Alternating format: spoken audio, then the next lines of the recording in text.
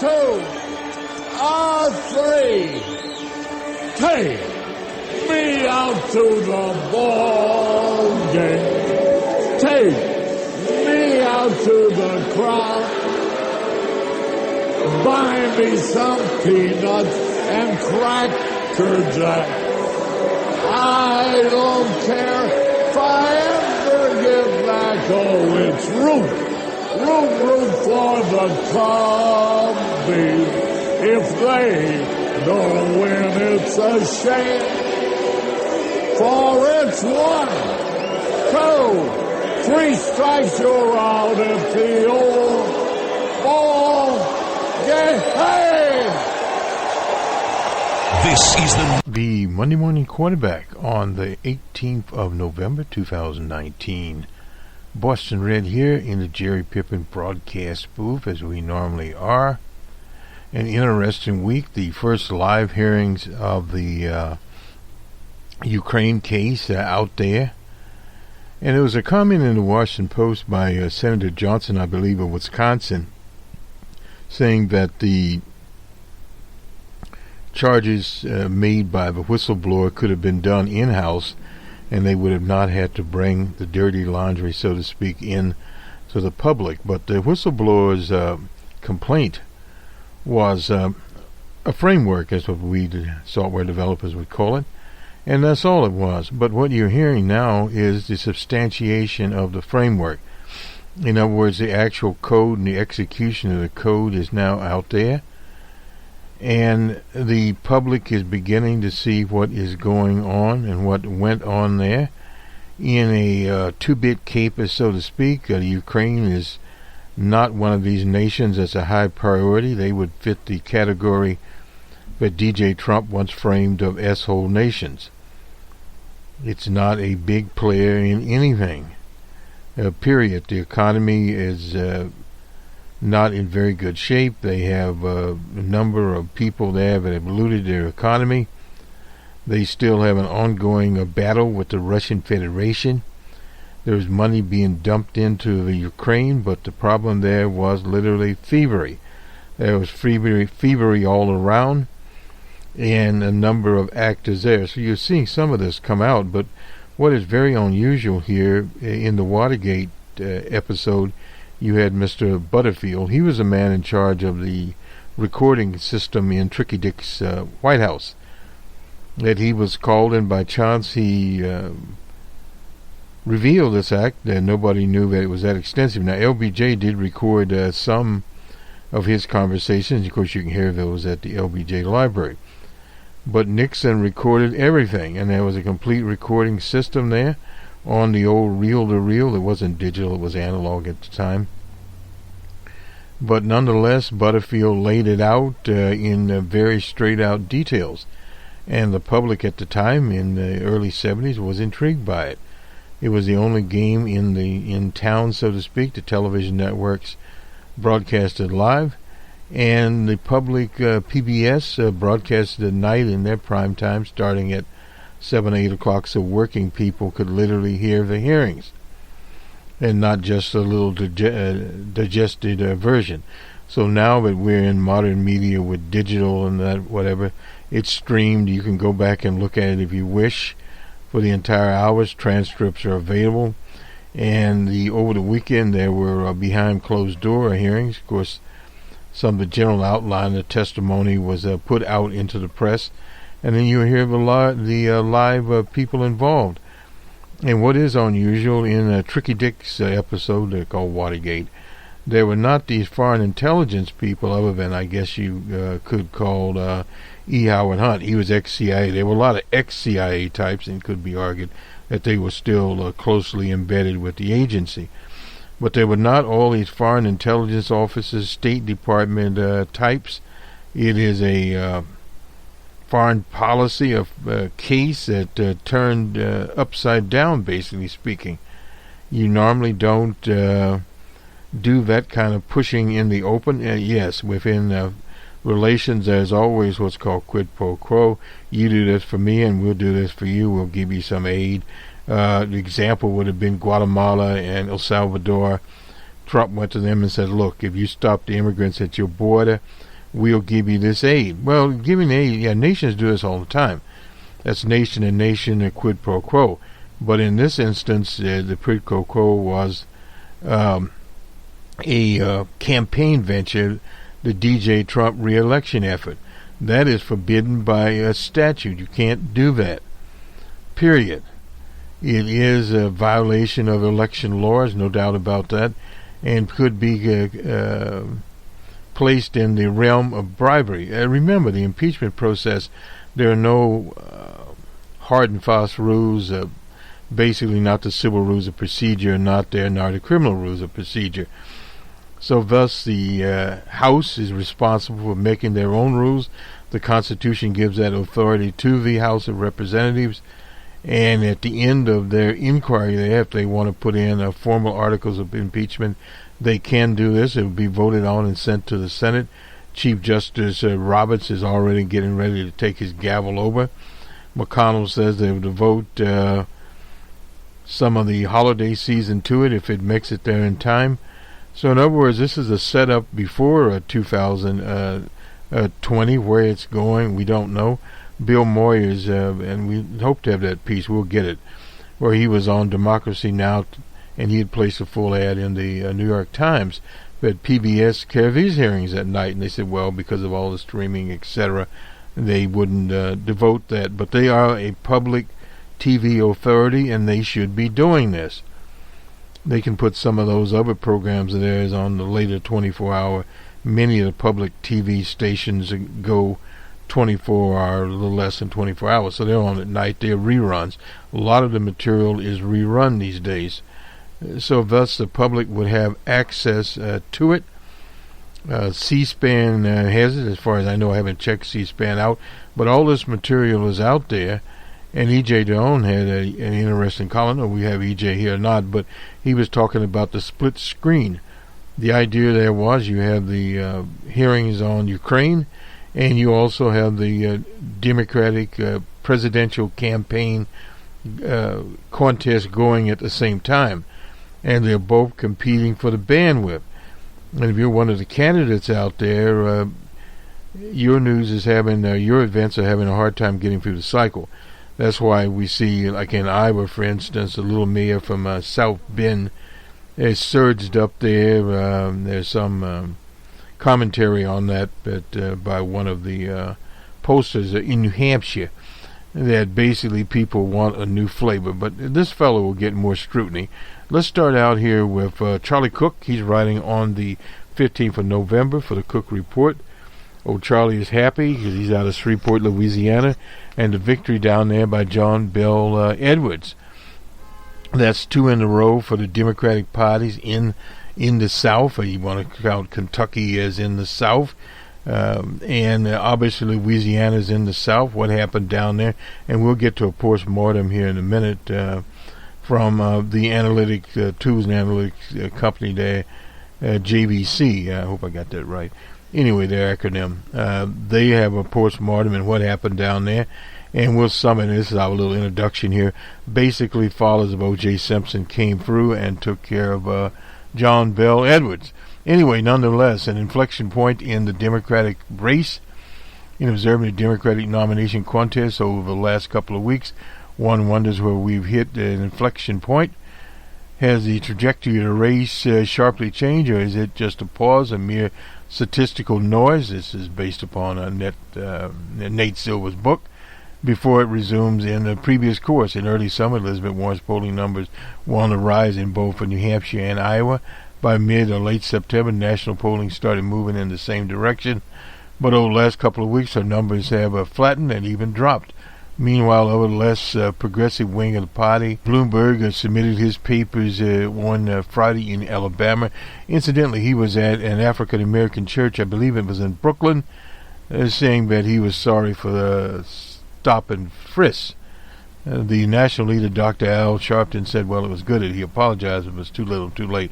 Stop and frisk is based on what's called a broken window theory of policing, where you pay attention to quote-unquote penny ante crimes. Very little crimes, a waste of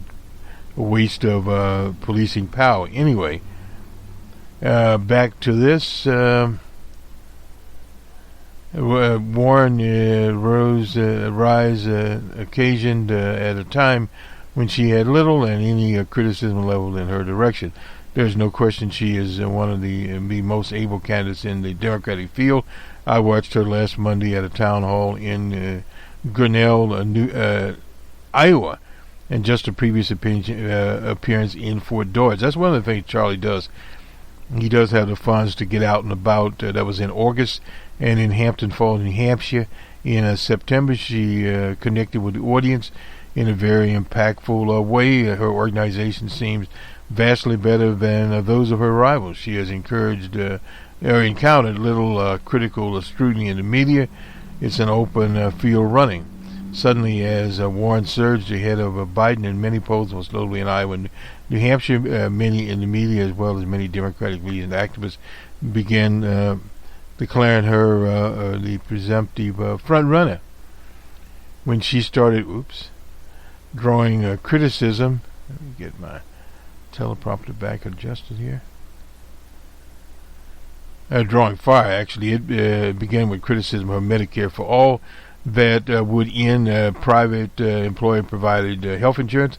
The Kaiser Family Foundation, polling in 2018 and 19, had indicated that 39% of the Democratic voters between 18 and 64 had private coverage, especially sore subject with many union members who have bargained away wage increases in order to get more generous health care coverage, while many people are not in love with their health insurance career. Polls show that most are reasonably satisfied and don't want to risk losing what they currently have. These concerns build on fears that if nominated, her ambitious and very expensive domestic spending proposals would open her up to charges that she would eventually need to raise taxes on this group called the middle class. Well, that in itself is a little bit strange in itself. One of the ways that she could finance this would be as Medicare is financed through the FICA campaign. Democratic voters are neither anti-tax nor against big spending, but they are very much against Trump's re-election. And that's a very important point to make. That thus they are suspicious of anything may help them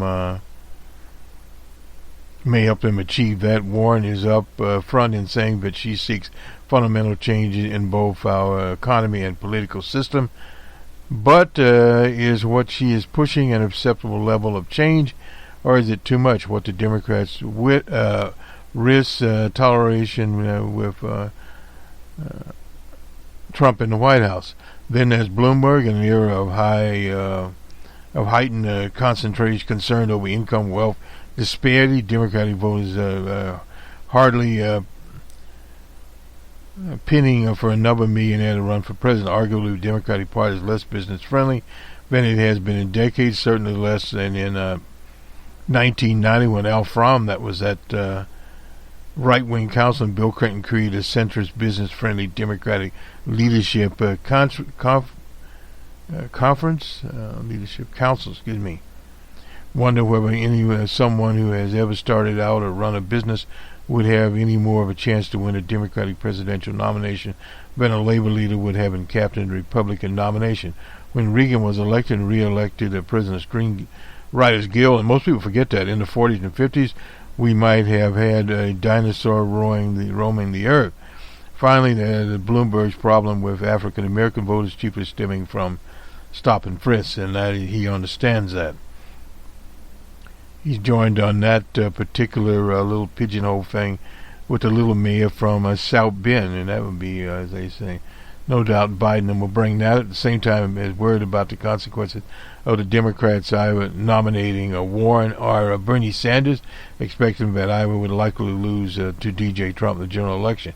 If neither Warren or Sanders were doing well in this race, would Bloomberg be talking about running? Probably not. If Biden, another center-left contender, looked likely to clinch the nomination and beat Trump in the general election, would Bloomberg look at this? Probably not. It's likely that Bloomberg senses a vacuum on the not-so progressive side of the party. spending about an hour with him over coffee at Gracie Mansion when he was the mayor. That was a decade ago. I left feeling that he was one of the most impressive people I've ever met, every bit up to the challenge to the presidency. There's a lot to be said for a candidate who can spend unlimited amounts of money without spending any time raising, and for someone knows from hiring very able people and letting them do their job. I'm still skeptical whether Bloomberg will actually get in, or if he did, could he win the nomination. But after what we saw in both contests for Republican nomination, that's in 2016.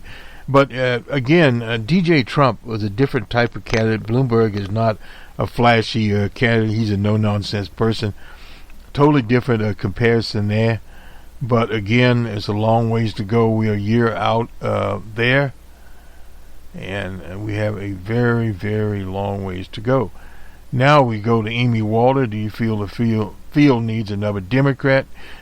She's writing also on the 15th.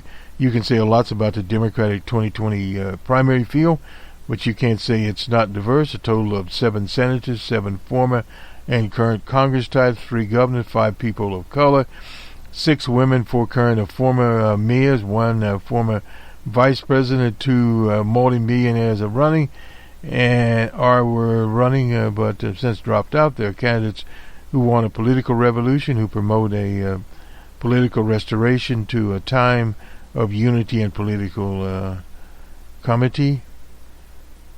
There are candidates who boast of electoral success in red states, and she points out that Amy Klobuchar and Michael Bennet, but Michael Bennet is nowhere. And who else? Steve Bullock. Well, he's out in Montana. He's running for vice president. You have to differentiate the two. We've got young, we've got old, we've got Gen Xers, but until now we didn't have a billionaire, former mayor there, former Massachusetts governor, and a managing director at Brain Capital. If you remember, Willard Romney was also at Brain Capital in the mix. Apparently they believe that they can do this. Very big, very diverse, credentialed group of Democrats can't win the nomination and beat Trump. Calling me skeptical, extremely skeptical of what they can do. However, while there's a lot of hand wringing amongst elites, activists, established Democrats, there's no evidence that actually Democratic voters are disappointed. CNN senior writer and analyst Harry Eaton dug through the polls and found that it's interesting. He used to be with Nate Silver. 70 to 80% of Democrats are satisfied with their choice of candidates. Fewer than 30% say they want more choice. Compare that to when the only last-minute candidates parachuted into the primary process well under way. And remember, General Wesley Clark, his son is around now, jumped into the race in September of 2003. 40% of the Democrats were satisfied with the field. 50% wanted more. When Fred Thompson got into late, Fred Thompson used to be on Law and Order, became an active primary in early 2007, a plurality somewhat late in 11. And then Eaton, when then Governor Rick Perry and The Rock got in late 2011. 70% wanted more choices. Democratic voters have been overwhelmed by the size of the field and anxious for what to get it narrowed down, not to expect the only Democratic candidates pending for Michelle Obama. After that, it's pretty much in the second. I'm having problems with teleprompters. They go to a better system here. Anyway, I'll see if we can get the last of Amy Walter here. A September CNN poll found that the majority of Democrats, 55%, say that it was more important for them to pick a nominee who could beat Trump. We've heard that drum being beaten, who can share their position, 39%, while European voters prize electability, 63%, much more than non-European voters, 47%, just over 60% of older voters, those of age 45 and older, but electability is on the top of their list, compared to 49% of those under 40, and a whopping 70% of European voters with education, with college degrees, that put electability first. Just over 55% of European non-college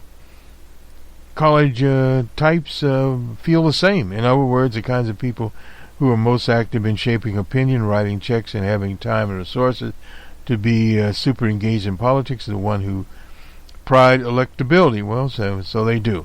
When I think of these voters, I reminded of a woman that the Washington Post, Jenna Johnson, met in the state recently. Margaret Torrey, a retiree from Ames, Iowa, said the pressure-making decision was so stressful that she was having nightmares. Oh, that's strange.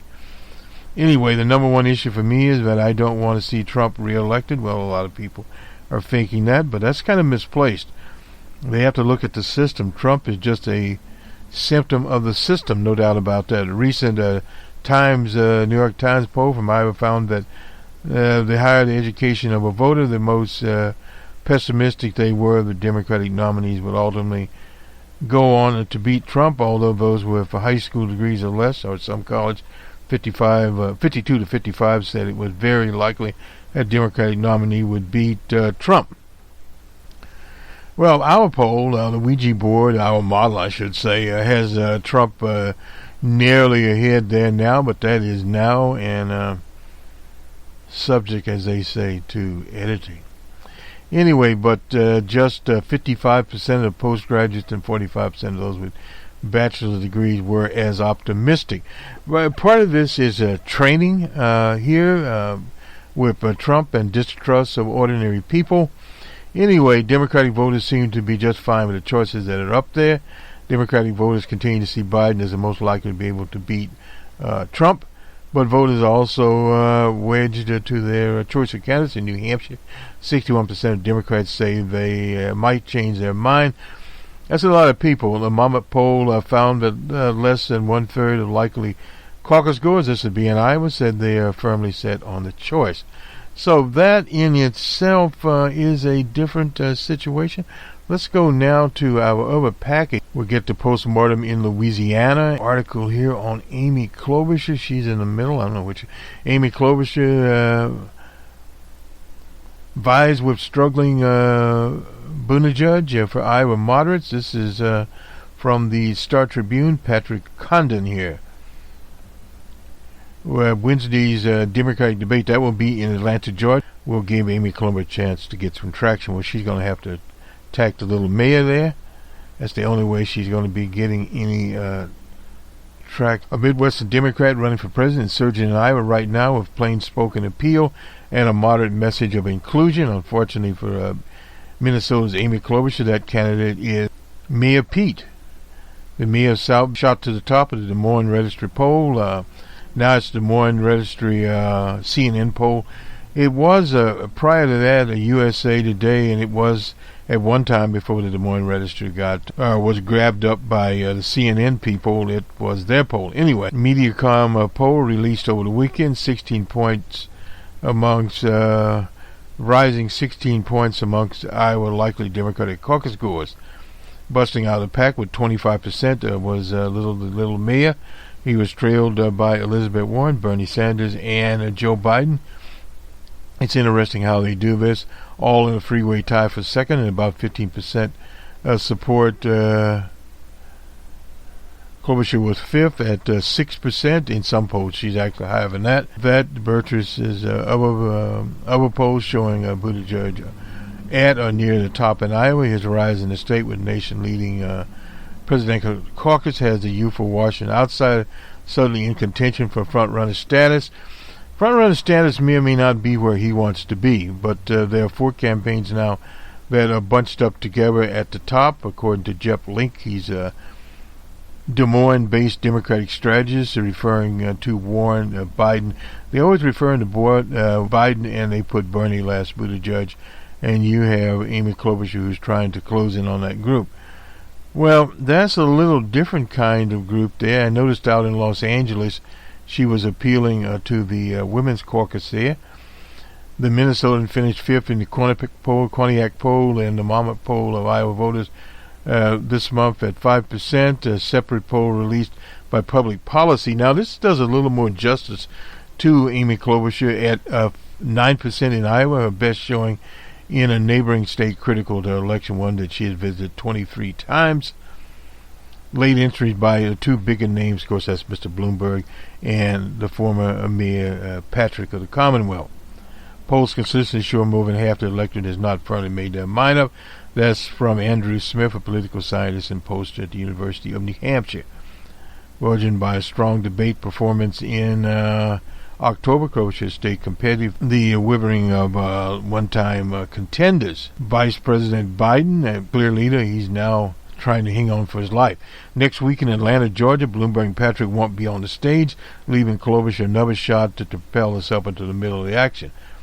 While the last debate saw Klobuchar hit Warren a few times from the center, Buttigieg made a more tempting target, no doubt for her. A shot at Buttigieg on national TV. That was the state that had he not been a male, his weak resume would not have been where he was. I'm one from the Midwest that actually won a state in a statewide race.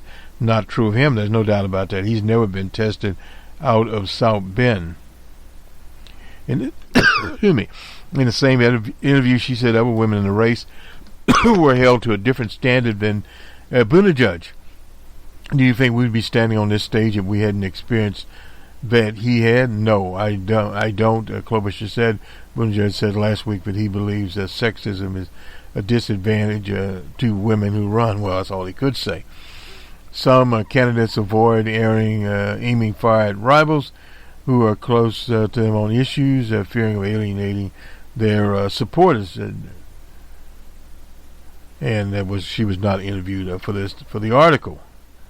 But she did have the Minnesota governor there, Minnesota game in Iowa City. Klobuchar allies with Buttigieg and Biden against Warren and Sanders on Medicare for all.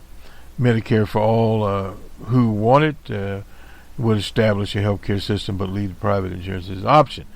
Biden has lately adopted the same terminology. Of course, Klobuchar had to call for the public option, which she often note was a long time ago, no doubt, of President Barack Obama. Some Buttigieg critics and Klobuchar allies have noted that last year Buttigieg endorsed Medicare for all in a tweet. On Saturday, Warren said she pushed for public option first as president and not pursued until later in the race. Now,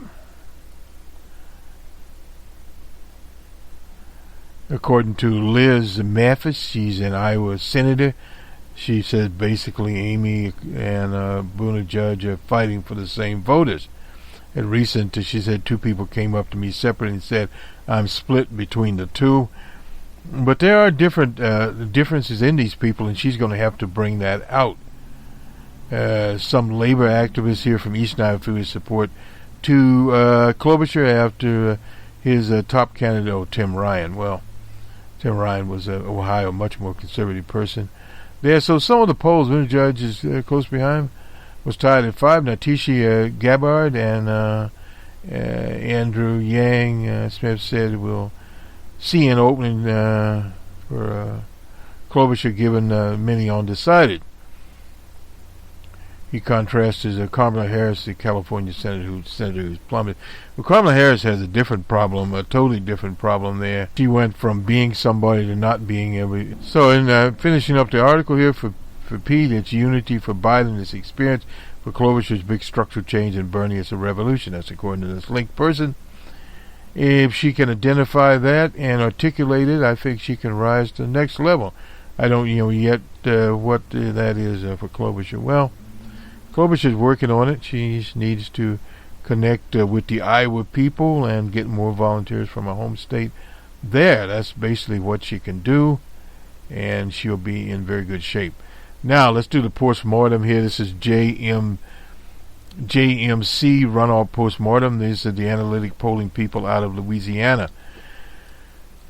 As both the decade and 2019 election cycle comes to a close, JMC would like to analyze the results through a prism of the December 2002 runoff that saw the then Senator Mary Landrieu's re-election, as there were similarities between the race and Governor Edwards. Now, in both decades, close election to close, increased African American turnout between the 2002 primary and the runoff, when the former Senator Mary Landrieu saw her share of the vote increased from 46 to 52%.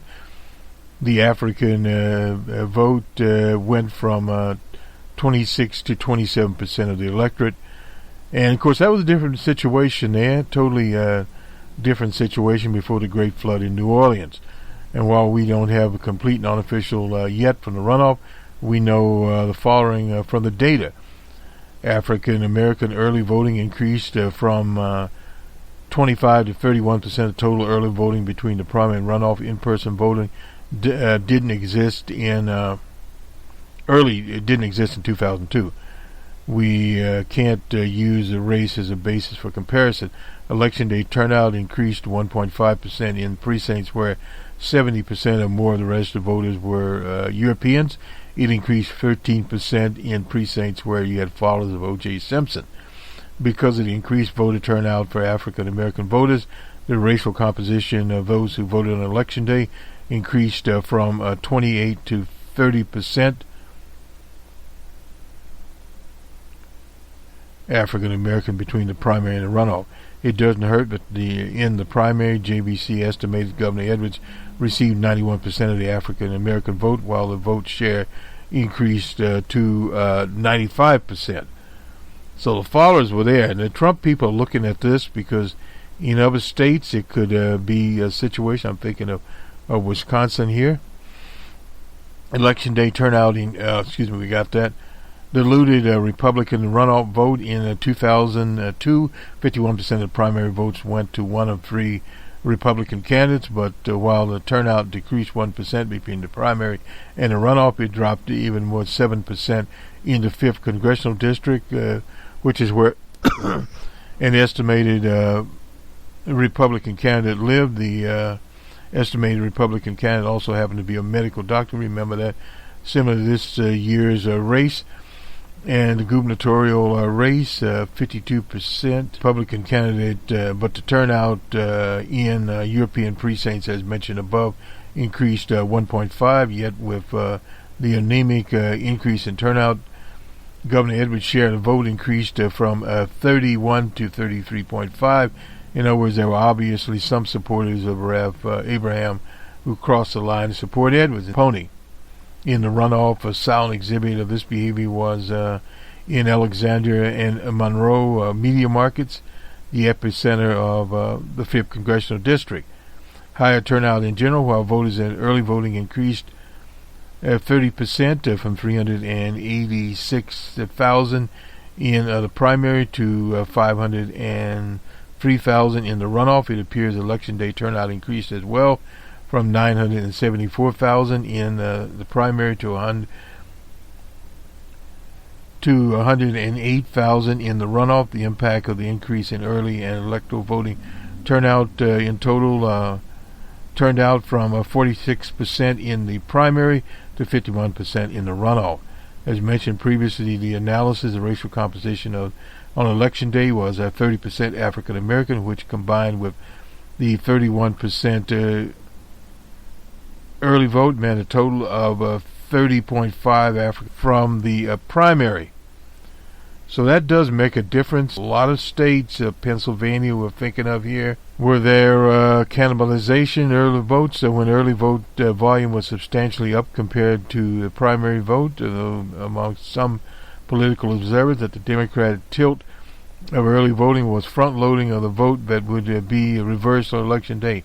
In fact, the opposite occurred. We were looking at this. The early vote favored John Bell Edwards by 54,000 to 46,000. In other words, 50.9 to 49.1. However, Edwards also carried the election day vote by even a bigger margin of 520,000 to 488,000, 51.6 to 48.4. This is obviously a testament to the get out the vote drive, which never took its eye off the ball from the first day of early voting. And it's also to followers of O.J. Simpson But normally the African American vote get out in many of these southern states early on early voting. But what they did there was they made a showing on early voting, but hid their votes and came out on election day and finished up Raponi. In conclusion, Governor Edwards increased the number of African American votes while also getting enough votes that went to Rap Abraham, where the two keys to victory, in addition, of course, to support the already less than partisan Republican vote presiding in the urban areas. It's not a partisan victory, as he ran 10% ahead of the Democratic candidate for Secretary of State. It is an instructive lesson for those seeking to win statewide. And then not only in Louisiana, that would be in other states. Also the ability for people to win there. Let me finish this up with Colin Kaepernick. He was also in Atlanta. This is from the BBC. He didn't attend the private workout set up by the NFL. He's on sign. He wanted transparency, claiming the NFL denied the media access to its own planned workout in Atlanta. 32 clubs were invited to assess Kaepernick, who last played in 2016. The NFL said it was disappointed. Oh, well. He went to the community is what he did. Representatives from 25 clubs had turned up there. Of course, Mr. Kaepernick was a no-show for the 25 teams. That was at the Falcons facility, addressing a media huddle when his workout finished at Charles R. Drew High School in Riverdale. Remember Dr. Drew? He invented blood plasma. Anyway, our biggest thing was making sure we had transparency in what went on. We weren't getting that elsewhere, so we came out here. It's important that you all hear, the media.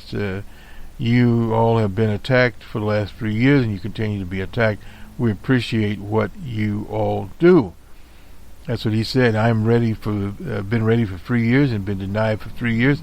So in other words, he's ready to go here, and he put it out in a long statement. Lee said it may consider efforts to work with Kaepernick's representatives. It had made. We were disappointed anyway. That's just announcing the venue change. A statement there in the opposite. Mr. Kaepernick requested a legitimate process, and from the outset, the league's office had not provided one. Most recently, the NFL had demanded that a precondition to the workout that he signed an unusual liability waiver that addressed employment-related issues and rejected the standard liability label for physical injury by the representatives at Kaepernick, who became a free agent in 2016. It remains on sign and has requested all media be allowed into the workout, and that was what happened. Of course, he filed a grievance, and the grievance was settled. He got the endorsement, that's Mr. Colin Kaepernick, from the Nike, the Nike Sporting Goods Corporation.